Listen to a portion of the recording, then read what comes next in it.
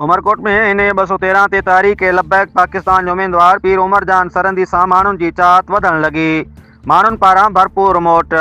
तारीख़ लबैक पाकिस्तान जो उम्मीदवार पीर उमर जान सरंदी पारां आइस जे नशे ख़िलाफ़ रैली कढी वई, जेका मुख़्तलिफ़ हंधनि खां थींदे समारो शहर शाह लतीफ़ चौक ते पहुती, जिते रैली खे ख़िताब कंदे पीर उमर जान सरंदी चयो त हिन वक़्तु आऊं पंहिंजा इलेक्शन वर्क छॾे करे नौजवाननि खे आइस जहिड़े मूज़ी मर्ज़ खां बचाइण लाइ निकितो आहियां।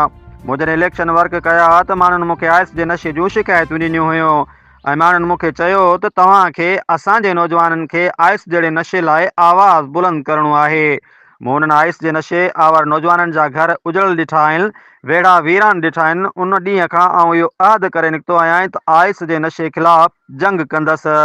मूंखे एतिरी ॻणती इलेक्शन जी न आहे जेतिरी आइस जी बेपनाह वाध ते आहे। अवां नौजवाननि जे बचाव जंग आइस जहिड़े मंशियात ख़िलाफ़ आला ऐवाननि ताईं आवाज़ बुलंद करण जी कोशिशि कंदसि। हाणे मुंहिंजी आइस जे नशे ख़िलाफ़ मूं जेका जंग जोटी आहे, इंशाअल्लाह उनखे तकमील ताईं पहुचाईंदुसि।